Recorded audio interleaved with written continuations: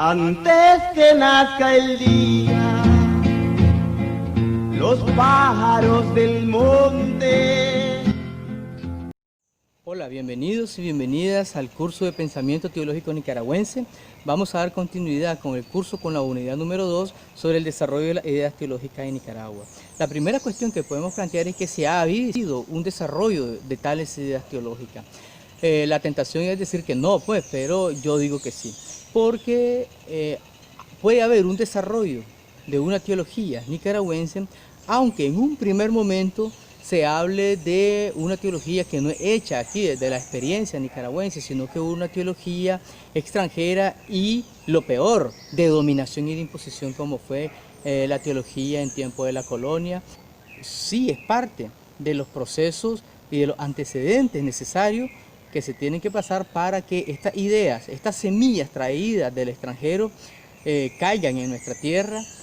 cobren raíces en nuestra tierra y den fruto en nuestra tierra, ¿verdad? Porque la misma idea de Dios cristiano, Jesucristo, la salvación, la gracia, son ideas que no pertenecían a de nuestras tradiciones indígenas precolombinas, pero que estando aquí fueron traídas, las asumimos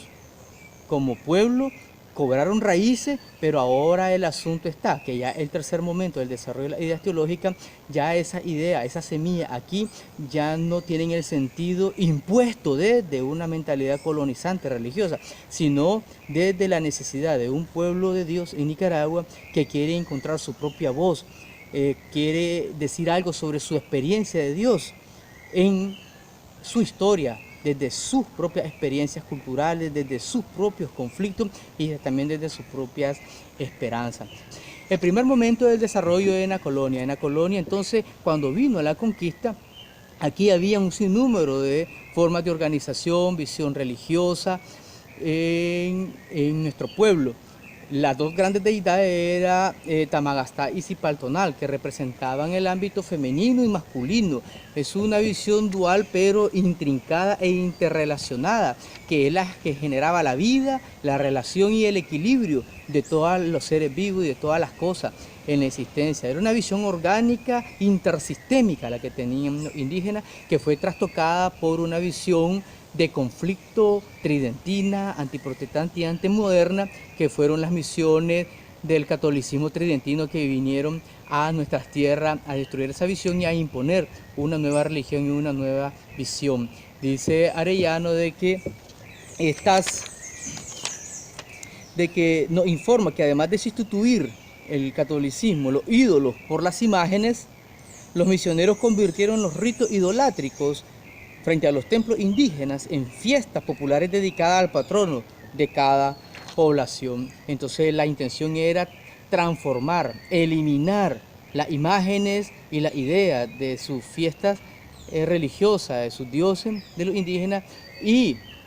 darle un sucedáneo que se impuso a través de las imágenes religiosas del catolicismo. El gran caso es, por ejemplo, de la fiesta indígena Axolot, ¿no? Que fue transformada en la fiesta de Santo Domingo, que hasta hoy día se celebra. En el libro Dios de la vida y los ídolos de la muerte, ahí aparece más ampliado sobre este tema. La teología de la Reforma Protestante no era aceptada ni se permitía entrar en Latinoamérica, mucho menos en Nicaragua, a través del Santo Oficio y el Índice. Entonces se empieza a formar la gran monocultura católica con estos elementos antimodernos, antiprotestantes y antiliberal y antiprogresistas del catolicismo retrógrado tridentino. Pero en la colonia no solo vemos el tema de esta imposición, sino también vemos algunos signos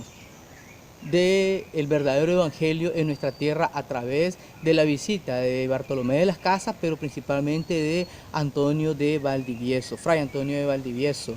donde Fray Antonio de Valdivieso luchó a favor de los indígenas para protegerlos frente a la aplastante carga, el asesinato y el maltrato de los encomenderos aquí en Nicaragua y de todas las familias de poder y que tenían posesión sobre los cuerpos y la vida. Pasaron los años, entonces surge el tema del proceso de independencia y la lucha por establecer trascender el monarquismo absolutista por los estados más liberales y republicanos. Y esa es la lucha que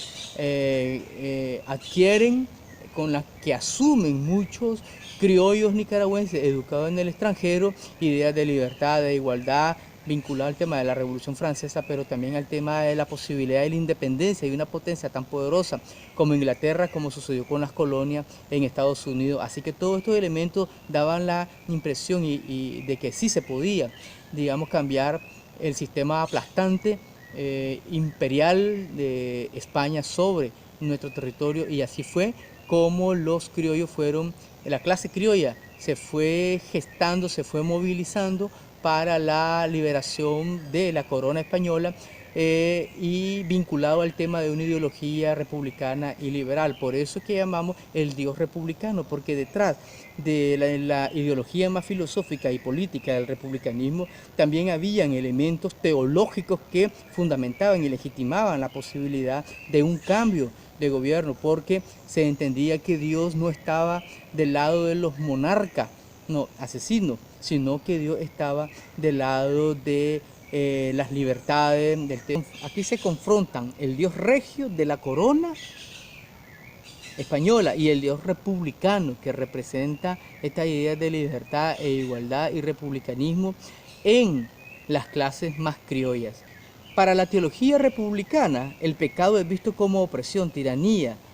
Destaca la historia del Antiguo Testamento como historia profética y de liberación. Resalta la posibilidad cristiana de la desobediencia al poder político, como lo puede plantear, o una interpretación de Hechos 5:29. Una cuestión importante es que este Dios republicano del que estoy hablando es un Dios dibujado a partir de ideas extranjeras. Por eso es de que más lo vinculo con el tema de la clase criolla que se formó en el extranjero y pudo asumir esta idea filosófica y política, pero también pensarlo desde una teología republicana. No, en contra del absolutismo monárquico y a favor de este hecho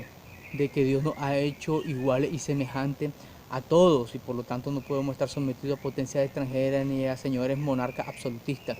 Entonces, pero estas ideas son extranjeras, pero también en Nicaragua, digamos, ya existía esa imagen en el inconsciente religioso nicaragüense del Dios liberador vinculado al tema de la resistencia y la dignidad indígena. Este Dios en el subconsciente étnico nicaragüense pudo verse como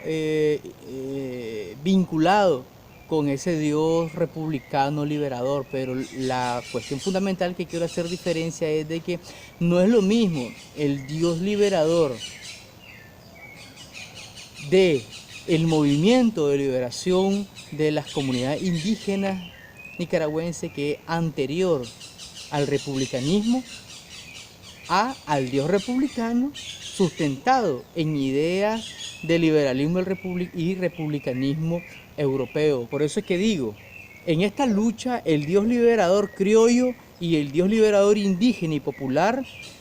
contra el Dios monárquico, en esto, al salir los peninsulares con su Dios monárquico absolutista, salió ganando la partida el Dios de los criollos, el Dios republicano, en detrimento del Dios indígena popular, quedando bajo el nuevo yugo de los intereses económicos de los criollos de León y Granada, ante los cuales se levantó posteriormente Cleto Ordóñez. Ahora ya no se debatía entre el Dios colonizador monárquico extranjero, sino entre el Dios de los criollos, mercaderes y terratenientes, y el Dios libertador de las clases sometidas. Unas luchas fratricidas que se dan entre los dos grandes bandos de Nicaragua, los leoneses y los granadinos, por adquirir el poder absoluto, ¿no?, frente a la partida de los peninsulares. Entonces, ¿quién iba a tener el poder absoluto en Nicaragua? Los granadinos o los leoneses. Esa es la gran lucha, y por ello es que se cometió el error de traer a William Walker para, digamos, que los conservadores se impusieran de manera definitiva sobre los liberales, y le salió el tiro por la culata, porque William Walker, como sabemos, pues se se hizo presidente de Nicaragua y quería hacerse rey y monarca pues, de toda Centroamérica. Por lo tanto, las fuerzas centroamericanas se unieron para sacar lo que es el tema de la guerra nacional. Y en ese contexto es entonces de que, interesantemente, se da lo que yo denomino el pacto providencial, que los historiadores lo llaman así, pero para mí es un pacto, digamos, de las clases oligárquicas para defender sus propios intereses frente a la embestida de William Walker. Entonces este pacto providencial entonces genera un Dios providencial, o sea, un Dios que es providente a las clases de poder, un Dios que es providente al establishment, un Dios que es providente a los intereses de los dos grandes grupos de poder en Nicaragua. No, el pacto providencial se da pues para sacar a William Walker, pero ese fue el inicio para el tema de la transición política en Nicaragua, donde se da la Constitución de 1858, donde, bueno, queda establecido ya de iure, jurídicamente, el tema de la repartición del poder en Nicaragua en manos de estos dos grupos políticos y económicos en Nicaragua, y eso representa realmente una idea de Dios o ideas de la religión que son ideas colonizadoras y desde el poder, porque ahí estaba agarrando su tajada y bendiciendo el proceso en la Iglesia Católica. Posteriormente a esto se da entonces la idea del Dios liberal y protestante. Después de los 30 años conservadores, ustedes saben que viene la Revolución Liberal y llega José Santos Zelaya. José Santos Zelaya no fue protestante, pero él entendía como buen político que para implementar las reformas modernistas en Nicaragua tenía que enfrentarse al mayor poder ideológico en Nicaragua, que era la Iglesia Católica, y por ello de alguna manera permitió, y no solo permitió, sino que incentivó la venida de misiones protestantes a Nicaragua. Y entonces con José Santos Zelaya, diríamos los protestantes, San José Santos Zelaya, se inicia la gran obra misionera en Nicaragua. Y es que entran las nuevas ideas religiosas, sociales, políticas y culturales en Nicaragua a través del protestantismo, a través de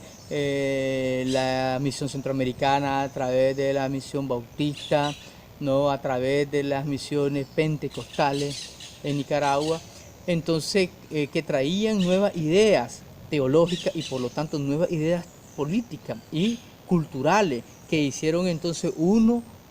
pasar de una monocultura a una pluralidad de ideas y propuestas de desarrollo, no solo religioso, sino cultural y hasta político. Entonces esto es importante tenerlo en consideración.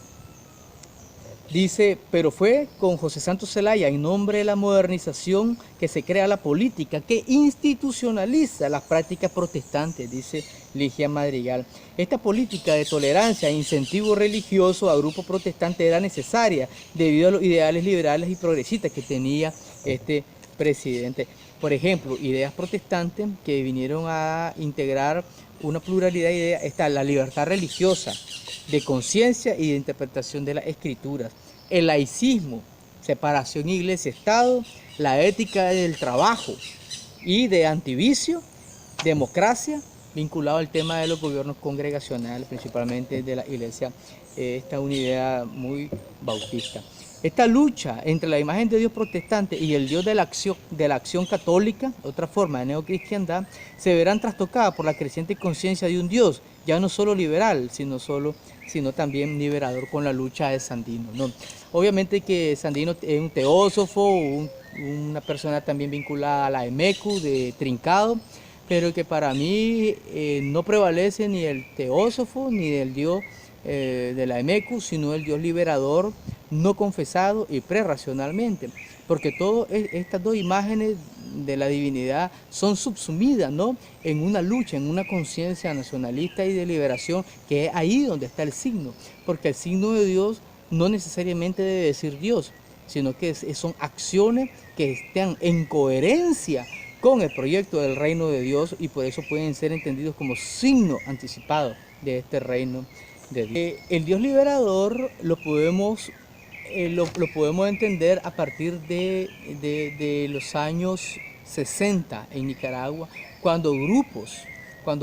protestantes y católicos empiezan a pensar sobre el tema de la dictadura en Nicaragua, los procesos de levantamiento en Latinoamérica contra la dictadura, los movimientos estudiantiles y de protesta en contra de los estados represivos.